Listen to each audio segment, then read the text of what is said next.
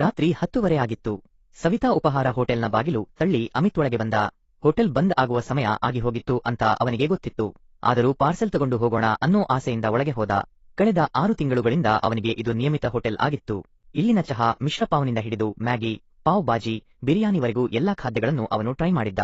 ಹೊಸ ಹೋಟೆಲ್ಗಳಿಗೆ ಎಂದು ಹೋಗುವುದಿಲ್ಲ ಅಂತ ಹೇಳುತ್ತಿದ್ದ ಅಮಿತ್ ಸವಿತಾ ಉಪಹಾರ ಹೋಟೆಲ್ಗೆ ವಾರಕ್ಕೆ 2-3 ಸಲ ಬರುತ್ತಿದ್ದ.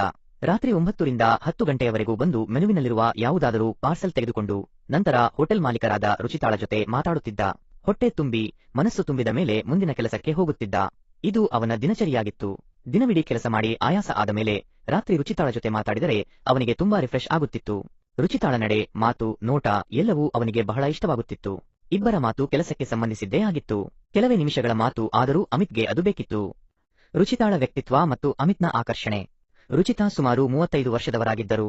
ಅವರ ಗಂಡನ ಬಗ್ಗೆ ಅಥವಾ ಕುಟುಂಬದ ಬಗ್ಗೆ ಯಾರಿಗೂ ಏನೂ ತಿಳಿದಿರಲಿಲ್ಲ. ರುಚಿತಾ ಬೆಳಗ್ಗೆ 7 ಗಂಟೆಯಿಂದ ರಾತ್ರಿ 10 ಗಂಟೆಯವರೆಗೆ ಹೋಟೆಲ್ನಲ್ಲಿ ಇರುತ್ತಿದ್ದರು. ಮಧ್ಯಾಹ್ನ ವಿಶ್ರಾಂತಿಗೆ ಅವರು ಅಡುಗೆ ಮನೆಯ ಮೇಲಿನ ಹಜಾರದಲ್ಲಿ ಮಂಚ ಹಾಕಿಕೊಂಡಿದ್ದರು. ರುಚಿತಾ ಒಬ್ಬಂಟಿಯಾಗಿದ್ದಾರೆ ಎಂದು ಅಮಿತ್ಗೆ ಬೇರೆಯವರ ಮಾತುಗಳಿಂದ ತಿಳಿದುಬಂದಿತ್ತು. ಅವರ ತುಸುಕಪ್ಪು ಬಣ್ಣದ ಚರ್ಮ, ಆಕರ್ಷಕ ದೇಹ, ಲಯಬದ್ಧ ನಡಿಗೆ, ಮಧುರ ಮಾತುಗಳು ಇವೆಲ್ಲದರಲ್ಲೂ ಅಮಿತ್ ಮನಸೋತ್ತಿದ್ದ. ರುಚಿತಾಳ ಕುಟುಂಬದ ಬಗ್ಗೆ ತಿಳಿದೊಡನೆ ಅವರಿಗೆ ಪ್ರಪೋಸ್ ಮಾಡಬೇಕೆಂದು ಅಮಿತ್ ದೀರ್ಘಕಾಲದಿಂದ ಯೋಚಿಸುತ್ತಿದ್ದ. ಆದರೆ ಅವರ ಮುಂದೆ ಈ ವಿಷಯವನ್ನು ಪ್ರಸ್ತಾಪಿಸಲು ಅವನಿಗೆ ಇನ್ನೂ ಧೈರ್ಯ ಬಂದಿರಲಿಲ್ಲ. ರುಚಿತಾಳ ಕೈಯಲ್ಲಿ ತಿಂದ ಖಾದ್ಯ ಅವನ ಹೊಟ್ಟೆ ಮತ್ತು ನಾಲಿಗೆಯನ್ನು ತೃಪ್ತಿಪಡಿಸುತ್ತಿತ್ತು. ಅವರ ನೆನಪು ರಾತ್ರಿ ಅವನ ಮನಸ್ಸನ್ನು ತೃಪ್ತಿಪಡಿಸುತ್ತಿತ್ತು. ಕಳೆದ 6 ತಿಂಗಳಿಂದ ರುಚಿತಾಳ ರೂಪವನ್ನು ಮನದಲ್ಲಿ ಇಟ್ಟುಕೊಂಡು ಅವನು ಇಡೀ ರಾತ್ರಿ ಹಾತೊರೆಯುತ್ತಿದ್ದ. ಅವನಿಗೆ ಗೊಂದಲವೂ ಆಗುತ್ತಿತ್ತು.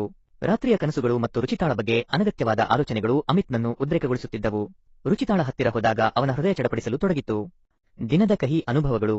ಇಂದು ರುಚಿತಾ ಬಹಳ ದಣಿದಂತೆ ಕಾಣುತ್ತಿದ್ದಳು. ಆದರೆ ಅಮಿತ್ನನ್ನು ನೋಡುತ್ತಲೇ ಅವಳು ಹಿಂದಿನಂತೆ ನಗುತ್ತಾ ಚುರುಕಾಗಿ ಕುರ್ಚಿಯಿಂದ ಎದ್ದು ಹೊಳೆಯುವ ಕಣ್ಣುಗಳಿಂದ ಅವನನ್ನು ಸ್ವಾಗತಿಸಿದಳು. ಅವಳ ತುಟಿಗಳ ಮೇಲೆ ಇಂದು ಹಗುರವಾದ ನೇರಳೆ ಬಣ್ಣದ ಲಿಪ್ಸ್ಟಿಕ್ ಇತ್ತು.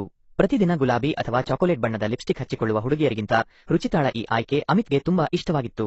ಕೌಂಟರ್ ಮತ್ತು ಅಡುಗೆ ಎರಡೂ ಕಡೆ ಕೆಲಸ ಮಾಡುತ್ತಿದ್ದರಿಂದ ಅವಳು ಅಡುಗೆ ಏಪ್ರನ್ ಹಾಕಿಕೊಂಡಿದ್ದಳು ಮತ್ತು ಕೂದಲನ್ನು ಹಿಂದೆ ಕಟ್ಟಿದ್ದಳು. ಸ್ಲೀವ್ಲೆಸ್ ಬ್ಲೌಸ್ ಮತ್ತು ಸೀರೆಯಲ್ಲಿ ಅವಳು ಇನ್ನಷ್ಟು ಆಕರ್ಷಕವಾಗಿ ಕಾಣುತ್ತಿದ್ದಳು. ಅಮಿತ್ನ ಅಭಿಪ್ರಾಯದಲ್ಲಿ ರುಚಿತಾಳ ಉಡುಪಿನ ಆಯ್ಕೆ ಅದ್ಭುತವಾಗಿತ್ತು. ಹೋಟೆಲ್ನಲ್ಲಿ ಅವಳು ಸೀರೆ ಮತ್ತು ಚೂಡಿದಾರ್ ಧರಿಸುತ್ತಿದ್ದಳು. ಅಮಿತ್ಗೆ ಅವಳ ಸ್ಲೀವ್ಲೆಸ್ ಬ್ಲೌಸ್ ಧರಿಸುವುದು ತುಂಬಾ ಇಷ್ಟವಾಗಿತ್ತು.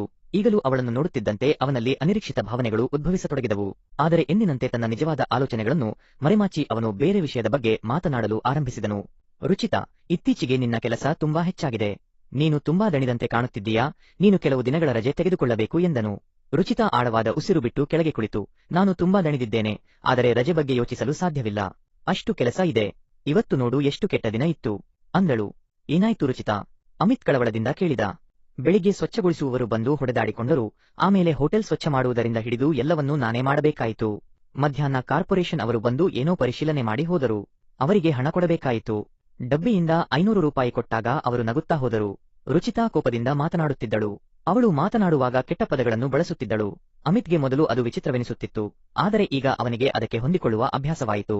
ಕೋಪ ಬಂದಾಗ ರುಚಿತಾ ಇನ್ನು ಹೆಚ್ಚು ಕೆಟ್ಟದಾಗಿ ಮಾತಾಡಬಹುದು ಎಂದು ಅವನಿಗೆ ಅನಿಸಿತ್ತು. ರುಚಿತಾ, ಅಷ್ಟು ಕೋಪ ಮಾಡಿಕೊಳ್ಳಬೇಡ ಅಂತ ಅಮಿತ್ ಸಮಾಧಾನ ಪಡಿಸಿದ. ಅದು ಸಾಲದು ಅಂತ ಕಿಚನ್ನಲ್ಲಿ ಸಹಾಯ ಮಾಡುವ ಅಸ್ಮಿತಾ ಇವತ್ತು ಮನೆಗೆ ಬೇಗ ಹೋಗಬೇಕಾಯಿತು. ಸಂಜೆ ಗ್ರಾಹಕರು ಬರುವ ಮೊದಲು ಅವಳು ಹೋದಳು. ನಾನು ಓಡಾಡುತ್ತಾ ಆರ್ಡರ್ ತೆಗೆದುಕೊಳ್ಳುವುದು, ತಿಂಡಿ ಮಾಡುವುದು, ತಿಂಡಿ ಕೊಡುವುದು, ಬಿಲ್ ಕೊಡುವುದು ಎಲ್ಲವನ್ನೂ ನಾನೇ ಮಾಡಬೇಕಾಯಿತು. ರುಚಿತಾ ಸಿಟ್ಟಿನಲ್ಲಿ ಹೇಳಿದಳು. ಅದಕ್ಕೆ ಪರಿಹಾರವಿದೆ ರುಚಿತಾ, ಅಮಿತ್ ನಗುತ್ತಾ ಹೇಳಿದ. ನಾನು ನಿನಗೆ ಸಹಾಯ ಮಾಡಲು ಯಾವಾಗಲೂ ಸಿದ್ಧನಿದ್ದೇನೆ. ನಿನಗೆ ಬೇಕಾದಾಗ ನಾನು ನನ್ನ ಕೆಲಸ ಬೇಕಾದರೂ ಬಿಟ್ಟು ಬರುತ್ತೇನೆ ಅಂತ ಹೇಳಿದ. ಇಲ್ಲಿ ನೀನು ಹೇಳುವ ಯಾವುದೇ ಕೆಲಸ ನಾನು ಮಾಡುತ್ತೇನೆ. ಕೌಂಟರ್ ನೋಡಿಕೊಳ್ಳುತ್ತೇನೆ, ಆರ್ಡರ್ ತೆಗೆದುಕೊಳ್ಳುತ್ತೇನೆ, ಸರ್ವ್ ಮಾಡುತ್ತೇನೆ, ಬೇಕಾದರೆ ಪಾತ್ರೆಗಳನ್ನು ಕೂಡ ತೊಳೆಯುತ್ತೇನೆ. ಆದರೆ ಅಡುಗೆ ನನಗೆ ಬರುವುದಿಲ್ಲ. ಬೇಕಾದರೆ ಚಹಾ ಮಾಡಿಕೊಡುತ್ತೇನೆ, ಅದನ್ನು ನೀನು ಕಲಿಸಿದರೆ ಕಲಿಯುತ್ತೇನೆ. ಬೇಡ ಅಮಿತ್, ಥ್ಯಾಂಕ್ಸ್ ಅಂತ ರುಚಿತಾ ಹಗುರವಾಗಿ ನಗುತ್ತಾ ಹೇಳಿದಳು. ನೀನು ನನ್ನ ಬಗ್ಗೆ ಎಷ್ಟು ಕಾಳಜಿ ವಹಿಸುತ್ತೀಯಂತ ನನಗೆ ಗೊತ್ತು. ಸರಿ, ಅದು ಬಿಡು.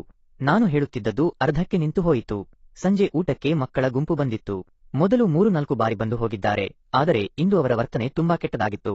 ನಾನು ಒಬ್ಬಳೇ ಇದ್ದಿದ್ದರಿಂದ ಆರ್ಡರ್ ಕೊಡಲು ಸಮಯ ತೆಗೆದುಕೊಂಡಿತ್ತು. ಅವರು ತಮ್ಮ ಮಾತಿನಿಂದ ನನ್ನನ್ನು ನಿರಂತರವಾಗಿ ಕಿರಿಕಿರಿಗೊಳಿಸುತ್ತಿದ್ದರು. ನಾನು ಅವರ ಮಾತಿಗೆ ಗಮನ ಕೊಡದೇ ಇದ್ದೆ. ಆದರೆ ಅವರಲ್ಲಿ ಇಬ್ಬರು ಅತಿಯಾಗಿ ವರ್ತಿಸಿದರು. ನಾನು ಅವರ ಮೇಜಿನ ಬಳಿ ಹೋದಾಗ ಅವರು ನನ್ನನ್ನು ಮುಟ್ಟಲು ಪ್ರಯತ್ನಿಸಿದರು. ಅಮಿತ್ ಆಶ್ಚರ್ಯ ಮತ್ತು ಕೋಪದಿಂದ ಕೇಳಿದ, ಏನು ಹೇಳುತ್ತಿದ್ದೀಯಾ? ಅವರು ನಿನ್ನನ್ನು ಮುಟ್ಟಲು ಪ್ರಯತ್ನಿಸಿದರು ಅಂತ ಹೇಳುತ್ತಿದ್ದೀಯಾ? ಆದರೆ ಅವರು ನಿಜಕ್ಕೂ ಏನು ಮಾಡಬೇಕೆಂದಿದ್ದರು ಅಂತ ಯೋಚಿಸಿದರು? ನನಗೆ ಭಯವಾಗುತ್ತಿದೆ. ನಂತರ ಅವನಲ್ಲೊಬ್ಬ ನನ್ನ ಹಿಂದೆ ಬಂದು ನನ್ನನ್ನು ಮುಟ್ಟಲು ಪ್ರಯತ್ನಿಸಿದ. ನಾನು ಬೈದ ಕೂಡಲೇ ಎಲ್ಲಾ ಮಕ್ಕಳು ಮುಂದಿನ 2 ನಿಮಿಷಗಳಲ್ಲಿ ಬಿಲ್ಲನ್ನು ಕಟ್ಟಿ ಮೌನವಾಗಿ ಪರಾರಿಯಾಗಿದ್ದರು. ಹಾಗಿದ್ದರೆ ಇಂದು ನಿನಗೆ ತುಂಬಾ ತೊಂದರೆಯಾಗಿದೆ ಅಂತ ಕಾಣುತ್ತೆ ಎಂದು ಹೇಳಿದ ಅಮಿತ್ಗೆ ಅವಳ ಮುಖದಿಂದಲೇ ಅವಳಿಗೆ ಆದ ತೊಂದರೆಯ ಅನುಭವ ಆಗುತ್ತಿತ್ತು. ಇಷ್ಟರಲ್ಲಿ ಮುಗಿಯಲಿಲ್ಲ ನನ್ನ ಮಾತು ಅಂತ ಹೇಳುತ್ತಾ ರುಚಿತಾ ಮುಂದುವರೆಸಿದಳು. ಈಗ ನೀನು ಬರುವ ಮೊದಲು ಒಬ್ಬ ವೃದ್ಧ ನನ್ನ ಜೊತೆ ಜಗಳವಾಡಿಕೊಂಡು ಹೋದರು. ಅದೇನು ಅಂದರೆ ಇಲ್ಲಿನ ಎಲ್ಲಾ ಪದಾರ್ಥ ರಿಫೈನ್ಡ್ ಎಣ್ಣೆಯಲ್ಲಿ ತಯಾರಾಗುತ್ತವೆ ಎಂದು ಅವರಿಗೆ ಅಡುಗೆ ಮನೆಯಲ್ಲಿ ನೋಡಬೇಕಾಗಿತ್ತು. ನಾನು ಅವರಿಗೆ ತುಂಬಾ ತಿಳಿಸಲು ಪ್ರಯತ್ನಿಸುತ್ತಿದ್ದೆ, ಆದರೆ ಅವರು ಕೇಳಲೇ ಇಲ್ಲ. ಅಂತಿಮವಾಗಿ ನಾನು ಅವರಿಗೆ ಸ್ಪಷ್ಟವಾಗಿ ಹೇಳಿದೆ, ತಿನ್ನಬೇಕಾದರೆ ತಿನ್ನಿ, ಇಲ್ಲದಿದ್ದರೆ ಬೇರೆಡೆ ಹೋಗಿ. ಇಂದು ಬೆಳಿಗ್ಗೆಯಿಂದಲೂ ನಿರಂತರವಾಗಿ ತೊಂದರೆ ಎಂದು ಮಾತನಾಡುತ್ತಾ ಅವಳ ಕಣ್ಣುಗಳು ತುಂಬಿಕೊಂಡವು. ಒಂದು ಹೊಸ ಸ್ಪರ್ಶ. ಅಮಿತ್ ಗಮನವಿಟ್ಟು ಅವಳ ಎಲ್ಲಾ ಮಾತು ಕೇಳುತ್ತಿದ್ದನು. ಈಗ ಅವಳಿಗೆ ಯಾರೊಂದಿಗಾದರೂ ಮಾತನಾಡಬೇಕು ಮತ್ತು ಎಲ್ಲವನ್ನೂ ಹಂಚಿಕೊಳ್ಳಬೇಕು ಅಂತ ಅನಿಸುತ್ತಿತ್ತು. ಅವಳ ಎಲ್ಲಾ ಮಾತುಗಳಿಂದ ತಾನು ಅವಳಿಗೆ ಎಷ್ಟು ಹತ್ತಿರವಾಗಿದ್ದೇನೆ ಎಂಬುದನ್ನು ಅರಿತು ಅಮಿತ್ಗೆ ಸಂತೋಷವಾಯಿತು. ಊಟದ ಕೊನೆಯ ಗ್ರಾಹಕ ಬಿಲ್ ಕೌಂಟರ್ ಬಳಿ ಬಂದ ತಕ್ಷಣ ಅಮಿತ್ ಪಕ್ಕಕ್ಕೆ ಸರಿದನು. ಬಿಲ್ ಕೊಟ್ಟು ಗ್ರಾಹಕ ಹೊರಟ ತಕ್ಷಣವೇ ಅಮಿತ್ ಕೌಂಟರ್ ಬಳಿ ಬಂದು ಕುರ್ಚಿಯಲ್ಲಿ ಕುಳಿತಿದ್ದ ರುಚಿತಾಳ ಹೆಗಲ ಮೇಲೆ ಕೈ ಹಾಕಿ ನಿಧಾನವಾಗಿ ಅವಳ ತಲೆಯ ಮೇಲೆ ಕೈ ಸವರಲು ಪ್ರಾರಂಭಿಸಿದನು. ರುಚಿತಾಗೆ ಇದು ಅನಿರೀಕ್ಷಿತವಾಗಿತ್ತು. ಇದಕ್ಕೂ ಮೊದಲು ಅವರಿಬ್ಬರೂ ಕೇವಲ ಮಾತನಾಡುತ್ತಿದ್ದರು. ಇಂದು ಅಮಿತ್ನ ಸ್ಪರ್ಶ ಅಷ್ಟು ಹತ್ತಿರದಿಂದ ಅನುಭವಿಸುತ್ತಿದ್ದ ಅವಳು ಗೊಂದಲಕ್ಕೊಳಗಾದಳು. ಒಂದು ಕೈಯಿಂದ ಅವಳನ್ನು ಬಿಗಿಯಾಗಿ ಹಿಡಿದುಕೊಂಡು ಮತ್ತೊಂದು ಕೈಯಿಂದ ಅವನು ಅವಳ ತಲೆಯನ್ನು ನಿಧಾನವಾಗಿ ಸವರುತ್ತಿದ್ದನು. ಅವಳ ದೇಹದ ಸ್ಪರ್ಶದಿಂದ ಅವರಿಬ್ಬರ ನಡುವೆ ಒಂದು ರೀತಿಯ ಆಕರ್ಷಣೆ ಉಂಟಾಯಿತು. ರುಚಿತಾ ಕೂಡ ಅವನನ್ನು ಅಪ್ಪಿಕೊಂಡಳು. ತನ್ನ ಭಾವನೆಗಳನ್ನು ನಿಯಂತ್ರಿಸಿಕೊಳ್ಳಲು ಹೆಣಗಾಡುತ್ತಾ ಅವನು ಅವಳನ್ನು ಸವರುತ್ತಲೇ ಇದ್ದನು. ಕೆಲ ಸಮಯದ ನಂತರ ರುಚಿತಾ ಅವನ ಮೇಲಿನ ಹಿಡಿತವನ್ನು ಬಿಟ್ಟಿದ್ದಾಳೆ ಎಂದು ಅವನಿಗೆ ಅರಿವಾಯಿತು. ಆ ಸಮಯದಲ್ಲಿ ಏನು ಹೇಳಬೇಕೆಂದು ಅಮಿತ್ಗೆ ತಿಳಿದಿರಲಿಲ್ಲ. ಆದರೂ ಏನಾದರೂ ಹೇಳಬೇಕೆಂದು ಅವನು ಬಾಯಿ ತೆರೆದನು. ಆದರೆ ಅದೇ ಸಮಯದಲ್ಲಿ ರುಚಿತಾ ತನ್ನ ಕೈಯನ್ನು ಮುಂದಕ್ಕೆ ಚಾಚಿ ಅವನ ತುಟಿಗಳ ಮೇಲೆ ತನ್ನ ಬೆರಳನ್ನು ಇಟ್ಟಳು. ಅವನ ಕಣ್ಣುಗಳಲ್ಲಿ ನೋಡುತ್ತಾ ಏನನ್ನೂ ಗಂಭೀರವಾಗಿ ಯೋಚಿಸುತ್ತಿದ್ದಳು. ಅಮಿತ್ನ ತುಟಿಗಳಿಂದ ಹೊರಬರಬೇಕಿದ್ದ ಮಾತುಗಳು ಗಾಳಿಯಲ್ಲಿಯೇ ಕರಗಿ ಹೋದವು. ರುಚಿತಾಳ ಮೃದು ಬೆರಳಿನ ಸ್ಪರ್ಶ ಅವನ ತುಟಿಗಳ ಮೇಲೆ ಅನುಭವವಾಯಿತು. ಅವನು ಉಸಿರಾಡುವುದನ್ನೇ ಮರೆತುಬಿಟ್ಟನು. ಅಂತಿಮವಾಗಿ ಏನನ್ನು ನಿರ್ಧರಿಸಿದಂತೆ ತಲೆ ಅಲ್ಲಾಡಿಸಿ ರುಚಿತಾ ಬದಿಗೆ ಸರಿದಳು. ಬಯಕೆಗಳ ಅಭಿವ್ಯಕ್ತಿ.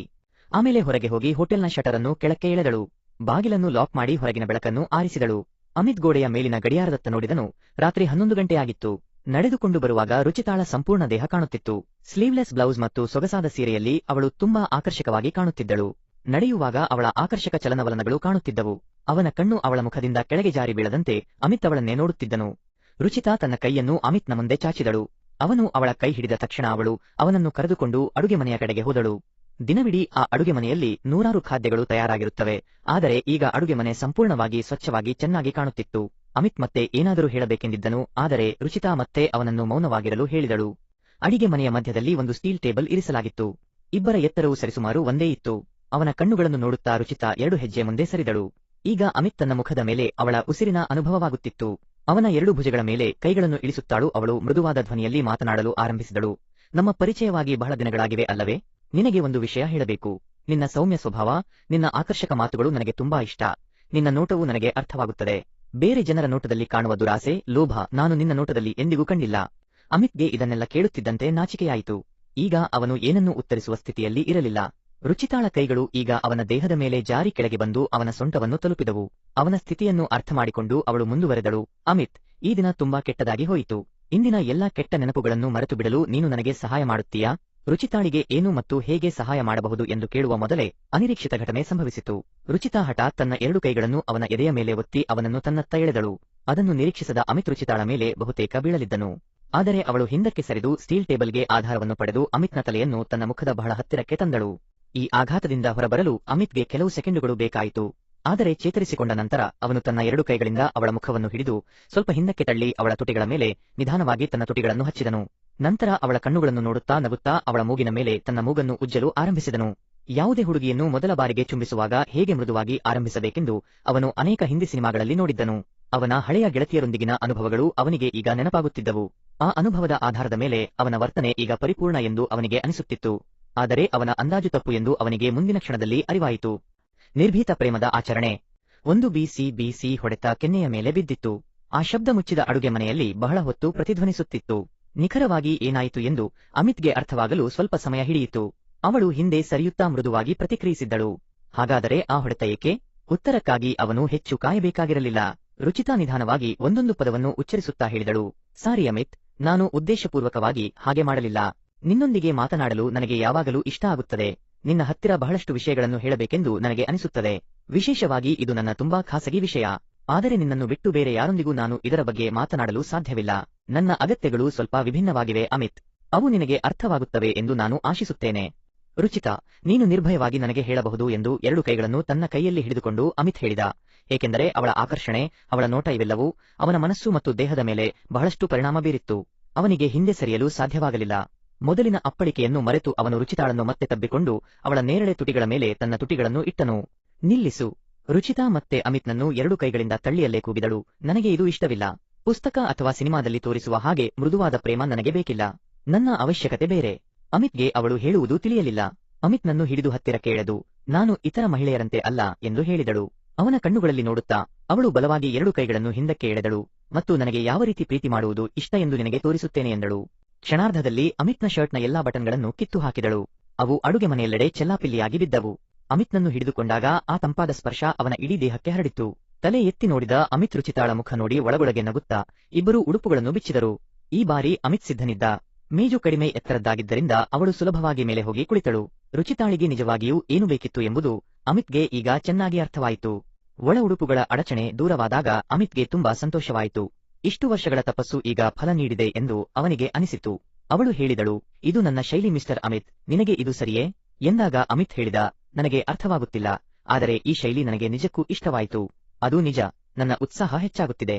ಅಮಿತ್ ಅವಳ ಬಲಗೆ ಹಿಡಿದು ಹೇಳಿದ, ನಿನಗೆ ಹೇಳುತ್ತಿದ್ದೇನೆ ರುಚಿತಾ, ಇದನ್ನು ಮಾಡುವುದು ನನ್ನ ಹೃದಯದ ಆಸೆಯಾಗಿತ್ತು. ರುಚಿತಾ, ನೋಡು ನನಗೆ ಎಷ್ಟು ಶಕ್ತಿ ಇದೆ ಅಂತ ನಿನಗೆ ಇಂದು ಗೊತ್ತಾಗುತ್ತದೆ ಎಂದು ಅಮಿತ್ ಹೇಳಿದನು. ರುಚಿತಾ ಅಮಿತ್ನನ್ನು ಪ್ರೇಮದಿಂದ ಅಪ್ಪಿಕೊಂಡಳು. ಅವನ ಮುಖದ ಮೇಲೆ ಸಂತೋಷ, ಆಶ್ಚರ್ಯ, ಸುಖಭಾವ, ವೇದನೆ ಎಂಬ ವಿವಿಧ ಭಾವನೆಗಳ ಮಿಶ್ರಣ ಕಾಣುತ್ತಿತ್ತು. ರುಚಿತಾ ಮನಸ್ಸಿನಿಂದ ಅವನ ಸೌಂದರ್ಯವನ್ನು ಆಸ್ವಾದಿಸುತ್ತಿದ್ದಳು ಮತ್ತು ಅವಳು ಮೇಜಿನ ಮೇಲೆ ಅಡ್ಡವಾಗಿ ಕುಳಿತಿದ್ದಳು. ಈಗ ತುಂಬಾ ಖುಷಿಯಾಗುತ್ತಿದೆ. ನಾನು ಸ್ವರ್ಗದಲ್ಲಿದ್ದ ಹಾಗೆ ಅನಿಸುತ್ತಿದೆ. ಬಹಳ ಸಮಯವಾದ್ದರಿಂದ ನಾವು ಮಾದಕ ಧ್ವನಿಯನ್ನು ಮಾಡಲು ಆರಂಭಿಸಿದೆವು. ನಾವು ಮನಸ್ಸನ್ನು ಮಂಕು ಮಾಡುವ ಶಬ್ದಗಳನ್ನು ಹೊರಡಿಸಲು ಆರಂಭಿಸಿದೆವು ಮತ್ತು ನಮ್ಮ ಅಡುಗೆ ಮನೆಯಲ್ಲಿ ಎಲ್ಲೆಡೆ ಆ ಶಬ್ದ ಕೇಳಿಸುತ್ತಿತ್ತು. ನಾವು ಈಗ ಬೇರೆ ಲೋಕಕ್ಕೆ ಹೋಗಿದ್ದೆವು. ಈ ಕ್ಷಣವನ್ನು ಕಣ್ಣು ಮುಚ್ಚಿ ಮನಸ್ಸಿನಿಂದಲೇ ಶಬ್ದ ಮಾಡಿ ಆನಂದಿಸಿದೆವು. ನಮ್ಮ ದೇಹದಿಂದ ಉಷ್ಣತೆ ಹೊರಬರುತ್ತಿತ್ತು. ನಮ್ಮ ದೇಹಗಳು ತುಂಬಾ ಬಿಸಿಯಾಗಿತ್ತು. ನಮ್ಮ ವೇಗ ಹೆಚ್ಚಾಯಿತು ಮತ್ತು ಒಮ್ಮೆಲೆ ಬಿರುಗಾಳಿ ಬಂದು ಹೋದ ಮೇಲೆ ವಾತಾವರಣ ಶಾಂತವಾದಂತೆ ನಾವು ಶಾಂತವಾದೆವು ಮತ್ತು ಕೆಲವೇ ಹೊತ್ತಿನಲ್ಲಿ ಒಬ್ಬರಿಗೊಬ್ಬರು ತಬ್ಬಿಕೊಂಡು ನಿದ್ದೆಗೆ ಜಾರಿದೆವು. ಸ್ನೇಹಿತರೆ, ಕಥೆ ಇಷ್ಟವಾಗಿದ್ದರೆ ಲೈಕ್ ಮಾಡಿ, ಕಮೆಂಟ್ ಮಾಡಿ, ಚಾನೆಲ್ಗೆ ಹೊಸಬರಾಗಿದ್ದರೆ ಚಾನೆಲ್ಗೆ ಸಬ್ಸ್ಕ್ರೈಬ್ ಮಾಡಿ. ಮತ್ತೆ ಹೊಸ ವಿಡಿಯೋದಲ್ಲಿ ಭೇಟಿಯಾಗೋಣ. ಧನ್ಯವಾದಗಳು.